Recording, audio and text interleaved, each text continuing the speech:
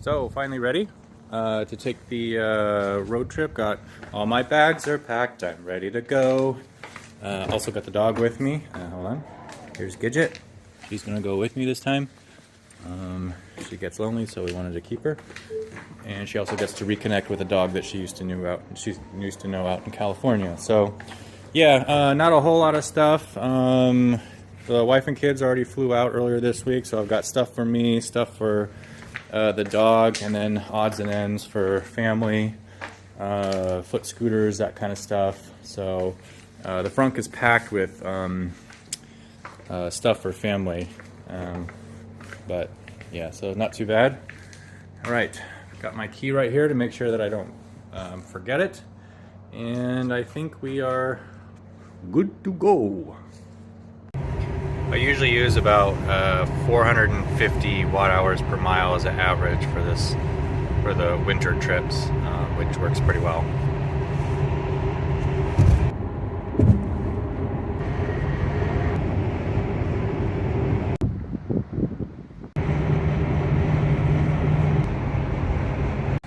Peru, Illinois.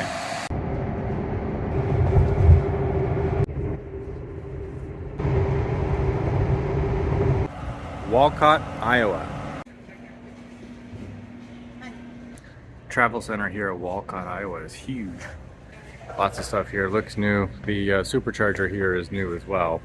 And it's got a bunch of, it's all 250s.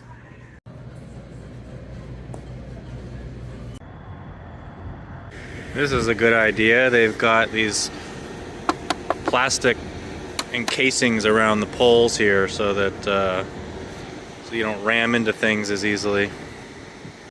Des Moines, Shelby, Iowa. All right, this will be the longest stretch so far. It's 178 miles. I've charged up to 90% here. Took a long time. And yeah, we'll see how it goes. It is 19 degrees.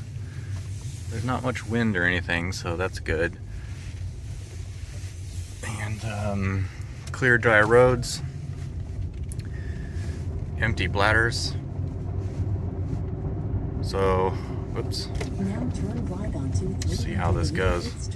Now turn right to take the Interstate 80 It'd be good if I don't miss my turns. Anyway, there are two chargers along the way. One in Omaha and one in Lincoln, Nebraska. The last one is right there. So we do have some options if things are not going well, but I think things will be okay. Because I should be able to do about 210 to 215 miles on a full charge. And I basically almost have a full charge, so here we go. So it's going pretty well. I did go down to 65, but the system did calm down quite a bit. So it's saying I've got almost 190 miles left, and I've got 163 miles to go. So that is pretty good. I mean, it's not good. It's not the best efficiency.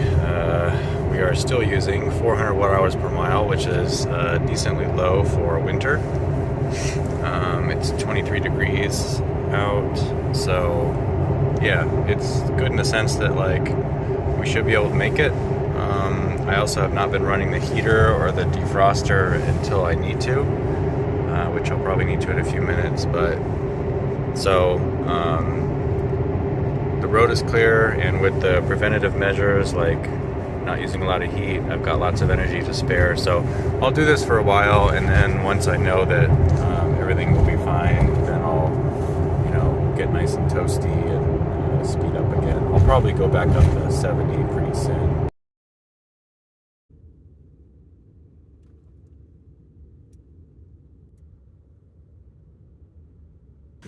So the new sleeping setup, sea to summit, backpacking or camping sleeping pad. This is a foam and air, quote-unquote self-inflating, but not really, pad. It's rectangle shape. It goes all the way down. You can get it in a bunch of sizes and widths. And it's got a corner air input here with two different plugs. One pops off here and exposes the one-way valve, and then you can take the one-way valve off for faster inflating or deflating.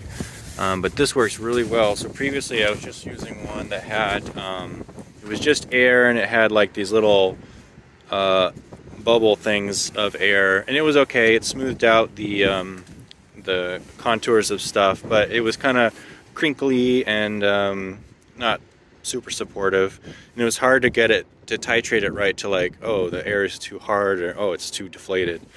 But this was like almost perfect. This is decently thick. It's probably, I don't know, 2 inches maybe. I wouldn't think more than 2 inches, but and it's got foam. I don't know what you call them. It's kind of like a combination of memory foam and air. So you get kind of the balancing effect, and foam doesn't squish all the way to nothing quite as much, and it's also not as hard, so you don't need as much air. So between the two, you get support and cushion, which is pretty comfortable. So I recommend this thing. It's pretty good. Lincoln, Nebraska. All right, so the plan today, at least initially, just got my blueberries for breakfast and coffee. Half calf in case you're wondering. So Lincoln to, usually I stop at Grand Island, but I am not going to stop at Grand Island. There we go. I want to go straight to, because Grand Island it's a good place to stop overnight, but it's 150 kilowatt chargers. And Kearney now has the 250s, so I want to stop at Kearney. Oh, and it's saying I'll have 4%, so this is 132 miles. Actually, I should be able to make that right now, because usually I divide by 0.45, 450 watt hours per mile, and oops, I'm at 73%, which means I probably have, what do I probably have? I don't know, 65, 66 kilowatt hours. It's saying that I've added 37, and since I've been here, and I got here with was it 28 or 30%? I can't remember. I think 30%. So I added 34. Well, that doesn't make sense, because that would be each of my percentage points is slightly less than a kilowatt hour, available kilowatt hour. So anyway, all that to say, I think I should be okay. The other thing is I can just go, and then if things are getting tight, I could stop at Grand Island instead. How do you remove a point that you just selected? I don't know. Guess I'll find out. Anyway, so that's the plan. Also, I'm gonna try a live stream on YouTube. We'll see how that goes.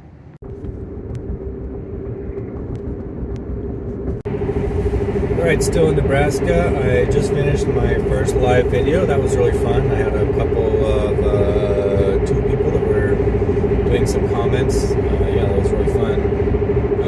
Did it for about 50 minutes, so I'll definitely be trying to do that again. Yeah, I'm almost at Grand Island, Nebraska. I'm traveling west.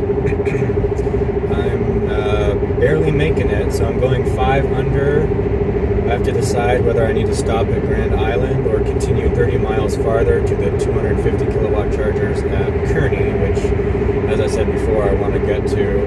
I think it's still faster if I just, slow down and make it to Kearney instead of adding a stop at Grand Island. And I will charge faster on the 250, so that's still the plan. I'm going 70 right now instead of 75, and if I have to drop down even more, I'll probably drop down to 65, and we'll just see how it goes from there. Kearney, Nebraska. North Platte.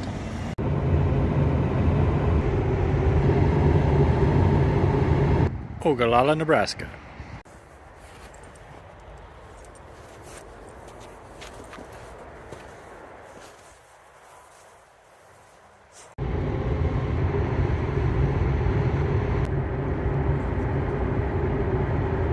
Brush, Colorado. Boulder, Colorado.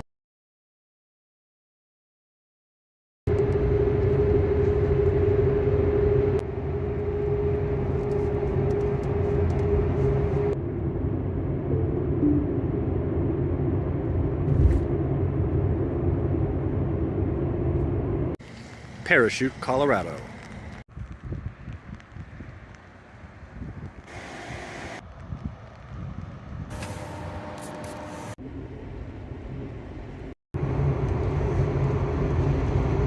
Green River, Utah.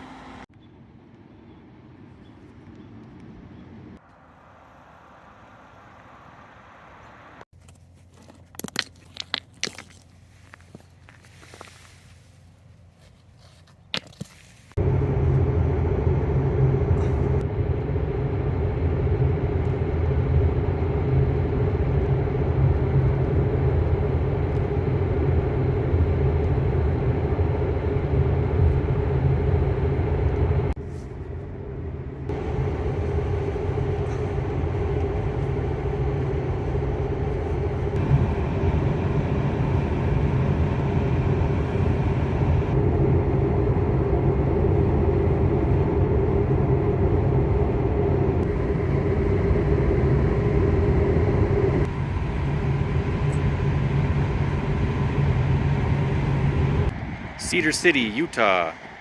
Also, I forgot Green River and Beaver, Utah. Mesquite, Nevada, westbound.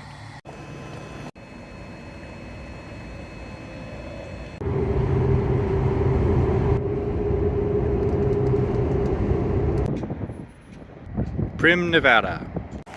Baker, California.